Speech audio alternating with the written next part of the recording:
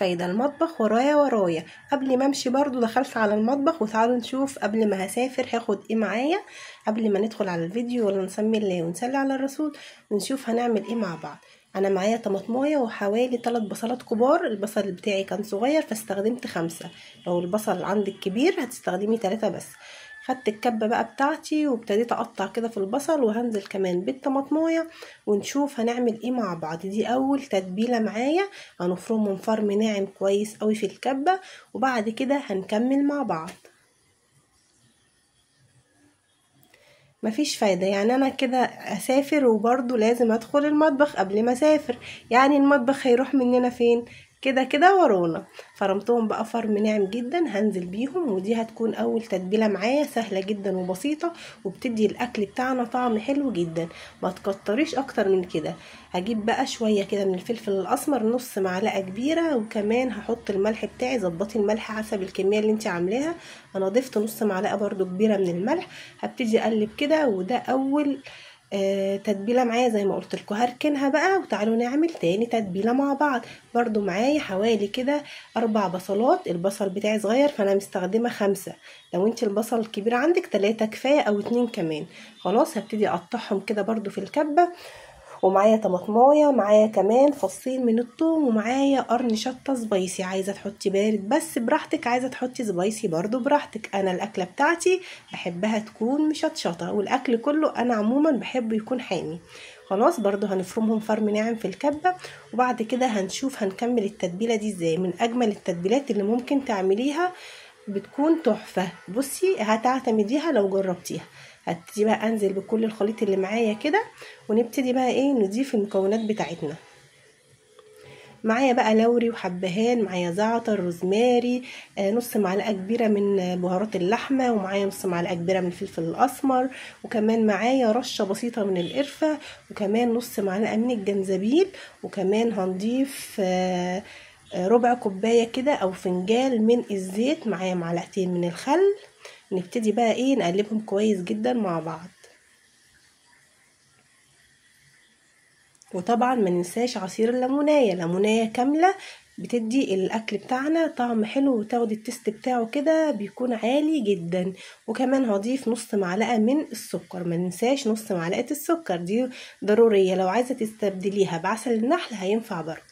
قلبي بقى الكلام ده كله مع بعضه تقليبه كده كويسة، وبعد كده هنشوف هنكمل ازاي. قلت لهم يا جماعه انا مش عايزه اخش المطبخ، سيبوني بقى اخد اجازه. مفيش فايده، لازم تدخلي. خلاص كده التتبيلتين جاهزين معايا. هبتدي بقى اجيب اول حاجه معايا البانيه. معايا شرايح كده من البانيه زي ما انتم شايفين كده. خلي سمكها متوسط، ولا رفيع قوي ولا سميك قوي، عشان تكون مستويه معاكي ويكون طعمها حلو برضو في الاكل. الرفيعه بتنشف منك وانت بتسويها، والتخينه ما بتكونش مستويه كويس، فخلي السمك بتاعها متوسط. هبتدي بقى انزل بالكلام ده كله في التتبيله كده، ونتبل كل البانيه اللي معايا بنفس الطريقه. ما نقدرش نستغنى عن البصل في التتبيله دي. البصل اساس الوصفه. انا ممكن استغنى عن الطماطمايه، لكن ما ينفعش خالص نستغنى عن البصل. هتاكلي قطعه تتبيله بانيه ممكن تستخدميها. كمان لو حابه تضيفي عليها معلقتين كده من الزبادي هينفع برضو، هتكون معاكي حلوه. هتطري اللحمه بتاعه البانيه. بس انا استكفيت بقى بالبصل والطماطم والفلفل بس، بما اننا كده ايه هناخد الاكل ده كله ونروح محافظه تانية خالص.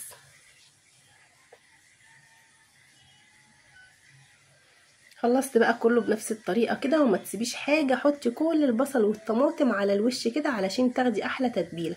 التتبيله دي انا هسيبها ليله كامله. تمام، انت عايزه بقى تخزنيها على طول او تسويها على طول، هتكون حلوه معاكي برضو، بس كل ما تسيبيها كل ما بيكون طعمها احلى. فانا هسيبها ليله كامله كده في التلاجة. خلاص تعالوا بقى على تاني تتبيله برضو معايا، اللي بيكون طعمها خطير. زي ما قلتلك هتعتمدي التتبيله دي، مش هتغيريها لو جربتيها. كل اللي بيدوقها من ايدي بيسالني انت عاملاها ازاي.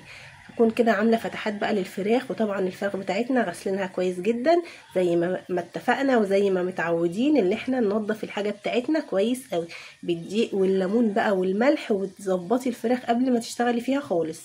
خلاص هبتدي انزل بقى بكل الفراخ، وبكون مقطعه كده عامله فتحات في الورك علشان التتبيله تدخل جوه اللحمه، والصدر برضو بقوم فاتحاه كده يعني عشان الصدر بيكون ناشف شويه، لما بنفتحه بيكون طعمه احلى، وكمان ما بياخدش تسويه معاكي كتير وبيكون طري. خلاص بفتحه كده زي الكتاب. بس كده هنبتدي بقى نتبل كله، وبرده هناخد الكلام ده كله وهنركنه في التلاجة زي ما قلت لكم ليله كامله. خدي بقى كل الخليط ده على الوش كده. هروح بقى ايه اغطي كل التتبيله الفرخ اللي معايا والبانيه، واركنهم بقى في التلاجة ليله كامله زي ما قلت لكم علشان ناخد طعم حلو.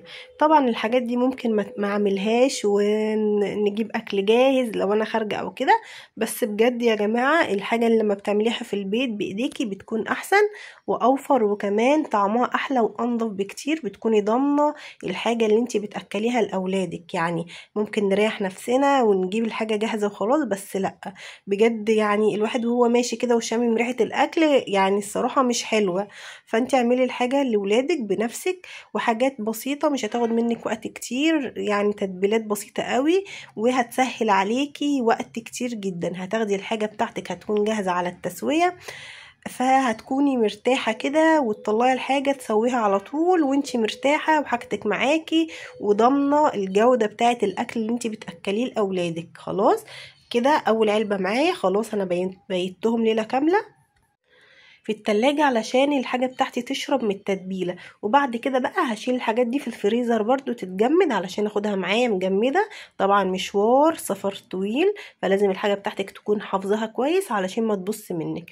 تاني حاجة بقى هجيب كده ميكس من البقسماط والفيجيتار، وكمان معايا كيسين كده من النشا علشان يخلي البانيه بتاعنا مقرمش وجميل. ضفت كمان كيس الفيجيتار اللي هو الجاهز عشان يدينا طعم حلو للتتبيلة. مش هضيف حاجة تانية غير بس نص معلقة من الكركم عشان اللون، وكمان ضفت نص معلقة من الشطة عشان ايه تكون سبايسي شوية معايا. مش حابة الشطة ما تستخدمهاش. خلاص كده نقلبهم كويس تقليبة مع بعض، وهكون مجهزة بيضتين. ضفت عليهم نص معلقة صغيرة من الفلفل الاسود، وبرده رشة كده بسيطة من الملح علشان التتبيلة بتاعة البانيه. طبعا بحر ما ينفعش من غير بانيه خالص، يعني لازم هو كده ايه اساسي معانا، اتعودنا كده من زمان.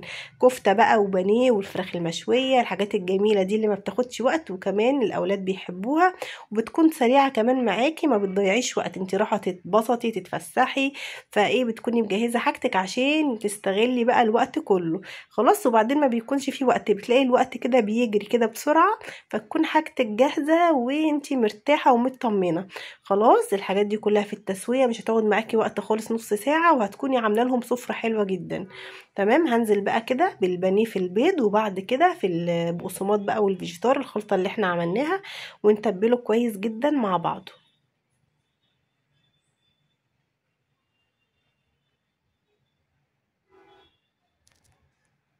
لو مش عايزه بقى تتبليه وانتي مسافره في الفيجيتار، ممكن تاخديه معاكي وتعمليه هناك على طول على التسويه. بس انا زي ما قلت لك عشان نوفر وقت يعني عملته وجهزته وحطيته في الفريزر كده زي ما هو، وما حصلوش حاجه وكان زي الفل. هبتدي بقى كده ايه اضغط على البانيه كويس قوي علشان الطبقه الخارجيه دي تكون ماسكه معاكي وما تسيبش من البانيه. اضغطي كده بكف ايديكي كويس عليه علشان يكون حلو معاكي ومظبوط. ينفع بقى جنب مكرونه، ينفع جنب شويه رز، ينفع عيش وسلطه وطحينه، زي ما انت بقى ايه مجهزه وعايزه تعمليه هينفع معاكي في حاجات كتيره جدا. بس هو طبعا المعتمد عندنا مكرونه وبانيه، يعني في المصيف هو مكرونه وبانيه، ما ينفعش المصيف من غيرهم خالص. تحسي اللي في حاجه ناقصاكي كده واللي انت مش مرتاحه لازم المكرونه والبانيه اساسي. خلاص كده خلصت كل الكمية بنفس الطريقة، وحطيت ما بين كل طبقة والتانية يعني اكياس كده ما بين الطبقة والتانية علشان ما يلزقش منك ويكون مش حلو. دخلي بقى كل الكلام ده في التلاجة في الفريزر عشان الحاجة تكون متجمدة معاكي وما تبص منك. طبعا مسافرة بقى راحة المصيف برضو ايه الحاجة تكون متخزنة كويس عشان ما تبص منك في الطريق برضو يعني ونبهدل الدنيا. خلاص تعالوا بقى سيبكوا شوية مع المنظر الجميل ده بقى وطريق العلمين التحفة، والمية شكلها تحفة قوي بجد تحفة. وكمان هتشوفوا بقى الأبراج بتاعت العلمين وحاجة كده خطيرة. الكلام ده كله كان الصبح بدري، يعني كانت لسه الساعة 6 تقريبا، أول ما النهار بدأ كده يشقشق يعني ابتديت بقى ايه اصور لكم شويه، كانت الساعه 6 وشويه كده. فهسيبكم بقى شويه كده مع المنظر الجميل ده. ما تنسوش بقى لو وصلتوا معايا لهنا تحطوا اللايك والسبسكرايب للقناه، لو اول مره تشوفوا القناه فعلي الجرس عشان يصلك كل الفيديوهات اللي انا بعملها على طول. واستنوني ان شاء الله في فيديو جديد، هتوحشوني جدا. باي.